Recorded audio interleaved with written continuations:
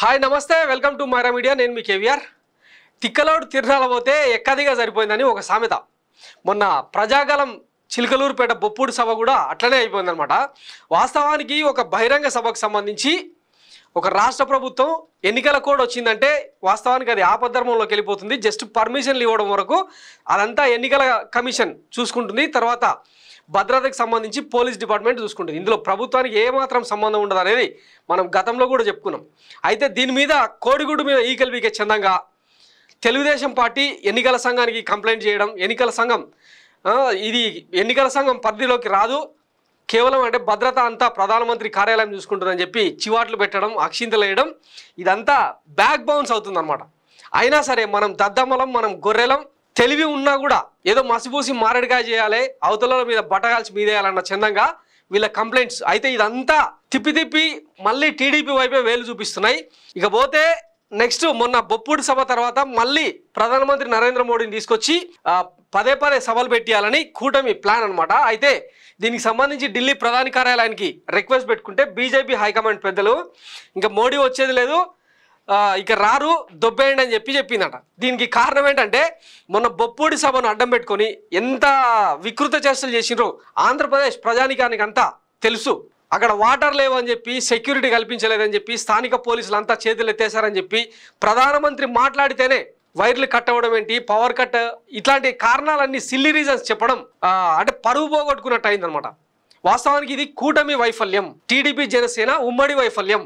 ప్రధానమంత్రి కేవలం ఒక అతిథిగా వచ్చి మాట్లాడిపోతాడు. ప్రధానమంత్రి భద్రతకు సంబంధించి మనం ఇంతకుముందు ఒక వీడియోలో చెప్పినాం, మళ్ళీ ఒకసారి కూడా ఎక్స్ప్లెయిన్ చేస్తా. అయితే ఈ వైఫల్యాన్ని ప్రధాని నరేంద్ర మోడీ మీద, బీజేపీ మీద రుద్దే ప్రయత్నం చేస్తున్నారు ఈ ఇద్దరు నేతలు, ఈ రెండు పార్టీలు కలిసి.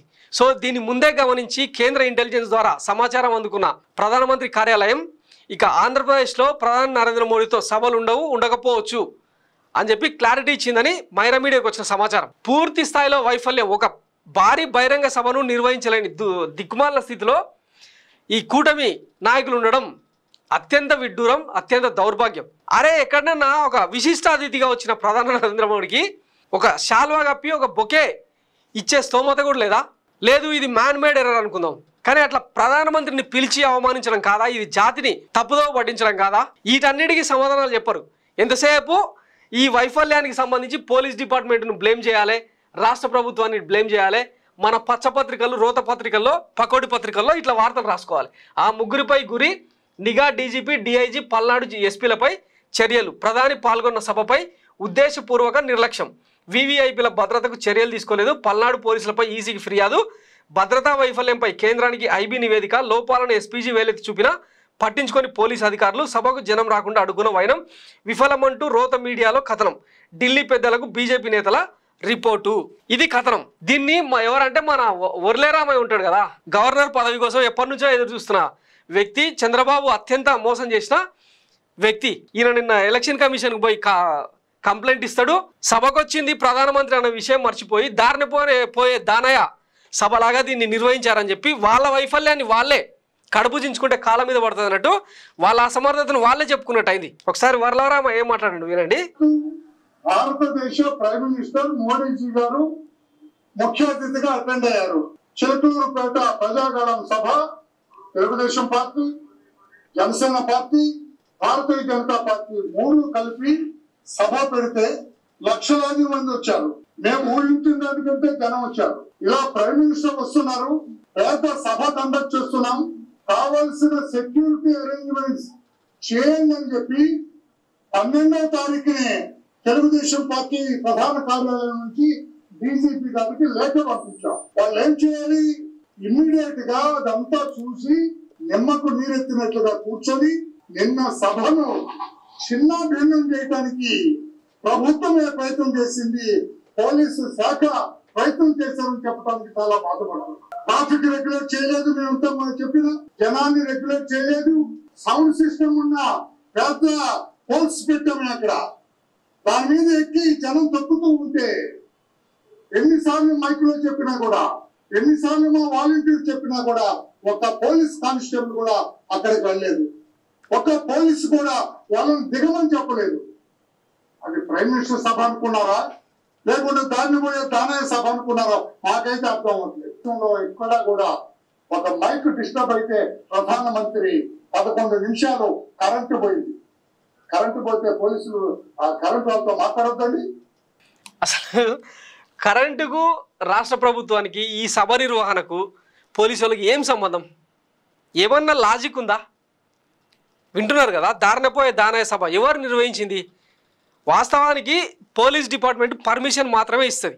ఇక ప్రధానమంత్రి ఒక ప్రాంతంలో దేశంలో ఏదో ఒక ప్రాంతానికి వచ్చినప్పుడు కొన్ని రోజులకు ముందే ఆ ఏరియాను ఇంతకుముందే చెప్పిన నేను వాయు మార్గం, సముద్ర మార్గం, ఆకాశ మార్గం మూడింటిని కూడా క్యాప్చర్ చేసి ఎస్పీజీ స్పెషల్ ప్రొటెక్షన్ గ్రూపు, తర్వాత స్పెషల్ గ్రూపు ఇవన్నీ కూడా క్యాప్చర్ చేసుకొని ప్రధానమంత్రి భద్రతకు సంబంధించి చీమ చిటుక్కుమన్న స్పాట్లో ఎన్కౌంటర్ చేసేలాగా వాళ్ళ వ్యవస్థ ఏర్పాటు అయి ఉంటుంది. దీనికి సంబంధించి బ్లూ బుక్ రూల్స్ అని భారత రాజ్యాంగం రాసుకొచ్చింది. 1984లో ఇందిరాగాంధీని ఒక సెక్యూరిటీ గార్డ్ ఎప్పుడైతే చంపేశారో అప్పటి నుంచి భారత ప్రధాని భద్రతా వైఫల్యాలు కొట్టొచ్చినట్టు కనపడ్డ తరుణంలో మన వ్యవస్థ ఒక బ్లూ బుక్ రూల్స్ అని రాసిందనమాట. ఇదంతా ఇక్కడ నీకు నెట్లో కనిపిస్తుంది. ఒకసారి చూడండి. The blue book details about security given to the president, vice president and prime minister and their families and the yellow book details about security given to the VIPs and VVIPs. The home ministry in coordination with different intelligence agencies issues guidelines for security cover. చూసిరా ఇంత క్లియర్గా blue book rules. ప్రధానిని, రాష్ట్రపతిని, vice ప్రెసిడెంట్ని ముగ్గురిని కాపాడే బాధ్యతను blue book rules చర్చించిందనమాట. దీని ఉద్దేశం ఏంటంటే SPG, Z+ category, Y+ category వీళ్ళను ఎంతమంది సెక్యూరిటీతోనా ఆ సభా ప్రాంగణాన్ని అదుపులోకి తీసుకోవాలి, అక్కడ ఎట్లాంటి మెటల్ డిటెక్టర్స్ వాడాలి, ఇవన్నీ రాసుకొని ఉంటాయి. ఇవన్నీ క్లియర్గా రాసుకొని ఉన్నాయి బ్లూ బుక్ అని, ఎల్లో బుక్ అని. వీటిని కూడా అంటే వీళ్ళకు తెలివిలేదని కాదు, చదువుకోలేదని కాదు, జనం ఆంధ్రప్రదేశ్ జనం ఎర్రిగొర్రెలు అన్న ఉద్దేశం వీళ్ళది. ఇప్పుడు ఏం చెప్తారు దీనికి? దీని మీదనే ఎన్నికల సంఘానికి ఫిర్యాదు చేయబోతే వాళ్ళు కౌంటర్ ఇచ్చారు. ఒకసారి చూడండి. Mukesh Kumar Meena complaint regarding PM's programme on that. PM programme అంతా హోమ్ మినిస్టర్ పరిధిలో వస్తాయి, SPG పరిధిలో ఉంటుంది. ఆ ఇష్యూ ఆల్రెడీ హోమ్ మినిస్ట్రీ తర్వాత SPG పరిధిలో వెళ్ళిపోయింది. సో నేను దీనిపైన ఏం కమెంట్ చేయలేను. But that is already under the consideration of Home Ministry. ఈ ఇష్యూ CEO కి సంబంధం కాదు. ఈ issue basically it is a issue of security and other things కాబట్టి concern authority will take action. విన్నారు కదా, అసలు ఎన్నికల సంఘానికి ఈ సభ నిర్వహణకు రాష్ట్ర ప్రభుత్వానికి ఏమాత్రం సంబంధం ఉండదు. ఎన్నికల సంఘం పరిధి ఏంటంటే ఎన్నికల్లో అక్రమాలు జరగకుండా దేశంలోని ప్రతి IAS IPS ఆఫీసర్ని వాళ్ళ కంట్రోల్లోకి తీసుకొని ఎన్నికలకు మాత్రమే వాళ్ళు పరిమితం అవుతారు. అయినా సరే ప్రభుత్వం అంటే ఎన్నికల షెడ్యూల్ వచ్చిన వెంటనే ఆయా రాష్ట్రాల ముఖ్యమంత్రులు వీళ్ళంతా పవర్స్ కోల్పోతారు, ఒక్క ప్రధానమంత్రి తప్ప. అది ఎన్నికల తర్వాత మళ్ళా ఇంకొక కొత్త ప్రధాని ప్రమాణ స్వీకారం చేసేదాకా దేశాన్ని కాపాడాల్సిన బాధ్యత ప్రధానమంత్రి, రాష్ట్రపతికి మాత్రమే ఉంటుంది. కాబట్టి వాళ్ళ పవర్స్ అలాగే ఉంటాయి. ఆపద్ధర్మంలోకి వెళ్ళినా ఒక్క ప్రధానమంత్రికి మాత్రమే అవకాశం ఉంటుంది. అట్లాంటి వ్యక్తిని ఆంధ్రప్రదేశ్కి తీసుకొచ్చి మీ అసమర్థత, మీ వైఫల్యాన్ని పక్క పార్టీ మీద, వైఎస్ జగన్మోహన్ రెడ్డి మీద రుద్దాలనే ప్రయత్నం ఏదైతే ఉందో ఇది మరీ దిక్కుమాలినతనం, దివాలా కోరుతనం. ఇక ప్రతిదానికి వచ్చి వైఎస్ జగన్మోహన్ రెడ్డి కనెక్షన్ ఇవ్వాలి, పవర్ జనరేటర్ ఆయనే ఆన్ చేయాలని చెప్పలేదు. ఇంకా నయం. ఎవరో ఎందుకు, మీ చంద్రబాబు నాయుడు ఇప్పటిదాకా 40 ఏళ్ల పాటు రాజకీయ జీవితంలో ఉన్నాడు కదా, 14 ఏళ్ల పాటు ముఖ్యమంత్రిగా ఉన్నాడు కదా, ఆయనకు తెలియదా ఈ సెక్యూరిటీ ల్యాప్సెస్ గురించి? ఆయనకు తెలియదా SPG భద్రత గురించి? ఎప్పుడు చూడు Z+ కేటగిరీ భద్రతలో కమాండోల వలయంలో ఉంటారు కదా, ఆయనకు తెలియదా? కొంచెమైనా సిగ్గుండాలి కదా ఎన్నికల సంఘానికి కంప్లైంట్ చేయడానికి. ఇవన్నీ గమనించే చంద్రబాబుతో పెట్టుకుంటే ఏమవుతుందంటే తమ అసమర్థతను పక్క వాళ్ళ మీద రుద్దడం వీళ్ళకు వెన్నతో పెట్టిన విద్య. దానికి ఎల్లో మీడియాలో రాతలు రాయడం, పకోడి పత్రికల్లో వార్తలు రాయడం, వాటిని మన ఈ వర్లరామయ్య లాంటి వాళ్ళతో చెప్పించడం, దీన్ని జనం మీద రుద్దడం. ఇవన్నీ గమనించే ఇక నెక్స్ట్ సభలకు వచ్చేది లేదు, పీకేది లేదు, దొబ్బేయండి అని చెప్పి క్లియర్ కట్ వార్నింగ్ డైరెక్షన్ ఇచ్చిరంట. ఒక విశిష్ట అతిథి రాష్ట్రానికి వస్తే ఎట్లా ట్రీట్ చేయాలో తెలియదు మనకు. ఇదే వైఎస్ జగన్మోహన్ రెడ్డి సిద్ధం సభల పేరుతో 4, 1 కాదు 2 కాదు ఆ సిద్ధం సభల్లో పావుల వంతు జనాన్ని కూడా సమీకరించి మీరు సభలను విజయవంతంగా నడిపించలేకపోయారు. ఒకటే దగ్గర కెమెరాను ఫిక్స్ చేసి జనం ఎక్కడైతే బాగా పోగైనారో అదే మోషన్ను అదే మూమెంట్ని కంటిన్యూ చేసి లైవ్ స్ట్రీమింగ్ ఇచ్చిన దిక్కుమాల దివాలా కోరుతనం మీది. ఈ వైఫల్యాలను కప్పిపుచ్చుకోవడానికి ఇట్లా అంత షో చేయడానికి పోతే ఇదంతా బూమరాంగ్ అయిందనమాట. ఇప్పుడు చెప్పండి రా అబ్బాయిలు, ఏం చేద్దాం? ప్రతిదానికి అబ్బా అనుకుంటూ పోయి ఏదో చేసేయాలనుకుంటే అంటే ఇక్కడ ఎవరు చదువుకున్న లేరనుకుంటున్నారా ఏంది? ఇప్పుడు అయిందా? బాగా ప్రధాని కార్యాలయం క్లియర్ డైరెక్షన్ ఇచ్చింది.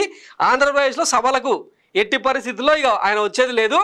ఎందుకంటే ఇక్కడ చంద్రబాబు ఏదో ఒకటి చేసి దాన్ని మళ్ళీ ప్రధాని ప్రతిష్టకు భంగం కలిగించేలాగా ఆయన వ్యవహరిస్తాడని చెప్పి ఈ డెసిజన్ అనమాట. ఇక అనుభవించండి. బాగా అయిందా? పక్క పార్టీ అధినేత ప్రత్యర్థిని ఎన్ని రకాలుగా బ్లేమ్ చేసినా వర్కౌట్ అవుతుందేమో కానీ సాక్షాత్తు దేశ ప్రధానిని తీసుకొచ్చి బ్లేమ్ చేసి ఆయన కనీసం శాల్వా బొకే కూడా ఇయ్యలేని కప్పలేని దిక్కుమాల స్థితిలో ఉన్న మీ అసమర్థత ఈరోజు దేశవ్యాప్తంగా ఎలివేట్ అయింది. సంకనాకండిక. ఇది Myra Media exclusive story. So చంద్రబాబుకు ఇక ఈ డెసిజన్తో పచ్చివేల పడ్డట్టు అయింది. ప్రధానమంత్రిని కలవంగానే ఆయనకు షేక్ హ్యాండ్ ఇవ్వగానే ఆయన పక్కన వచ్చి నిలబడంగానే ఇంకా 1000 వోల్ట్ల పవర్ వచ్చినట్టు ఆయన ముఖంలో వెలుగులు గమనించారు కదా. కేవలం కేసుల నుంచి బయటపడుతున్నా అన్న ఒక ఆనందం తప్ప అధికారంలోకి వస్తున్నాం అని కాదు. సో ఇంకా ఇది మన దిక్కుమాలతనం. ఇంకా ఈ రోత పత్రికల్లో వచ్చే పచ్చరాతల్ని వీటన్నింటిని పట్టుకుంటే అయ్యే పని కాదు. ఇంకా ఎన్నికలకు మహా అయితే 55 రోజులు కూడా టైం లేదు. ఇట్లాంటి టైంలో ఈ క్రమంలో రాళ్ళేయించే కార్యక్రమం కాకుండా ఓట్లు తెచ్చుకోవడం ఎలా అన్న 30 రోజుల బుక్ ఏమైనా దొరుకుతుందేమో అది చదువుకొని ఎన్నికలకు పోండి. కనీసం మర్యాద పర్వన దక్కుతుంది. లేకపోతే 40 ఏళ్ళ ఇండస్ట్రీ ది గ్రేట్ తెలుగువాడి ఆత్మగౌరవం నిలబెట్టే పార్టీ నామరూపాలు లేకుండా పోయే పరిస్థితి ఏర్పడుతుంది. సో ఇదండి Myra Media exclusive story. Thanks for watching Myra Media. నేను మీ కేవీఆర్. Thank you.